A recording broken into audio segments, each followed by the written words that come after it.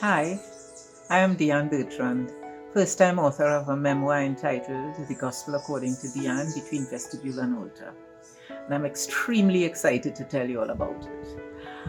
Between 2013 and present, I started in 2013 in fits and starts, and then in 2020, when COVID came, I got the opportunity to really put my head down and write the book. I initially started to write the book because I had found that my children had started to complain to my husband and myself that they were misfits in the world, that they would never meet partners because the way they walked through the world was not necessarily the way that the people around them did. And they started to feel as though they will never encounter somebody with the same value system and etc. that they were raised with. And it dawned on me when they began to complain that way that I had never told them the story of my life. I'd never told them what formed me, what formed their aunts and uncles around them, and therefore what would form them in terms of what we passed to them.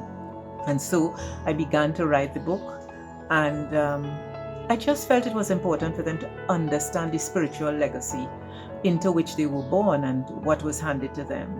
And so the story starts around when I'm 2 years old, my earliest memory, and it goes to when my mother dies in 2005. And it is really the spiritual legacy passed from my grandmother and grandfather, Mama Rose and Papa Joe, through my parents, Florence and Norbert, to me and Rollin, and now on to them. It is we moved to Indian Walk when I was about 2 years old, and it was I grew up just as Trinidad and Tobago was also growing up in its new identity as independent. And so just as Trinidad and Tobago sought to find its national and space, national identity and culture, and then space in the international environment among the other nations, so too I was growing up and trying to find my own identity, my selfhood as a person, but also my selfhood as a Roman Catholic. Now, my mother was staunchly and unapologetically Catholic. And so when we landed in this wonderful, quaint Indian Walk village, just before independence, but living in post-independence, it was just a beautiful thing because she decided that she wanted to make sure that we understood our Catholic identity, that we continued to focus on the critical things that the government of the day was also focusing on: education and culture and the arts, and finding out your African history and embedding that in who you are, and finding out your Indian history, your indentured history, and embedding that in who you are. And so for me, I became very passionate about the Catholic Church because through a series of beautiful twists and turns, my home became the Catholic Church in the village because, of course, there was no Catholic Church there.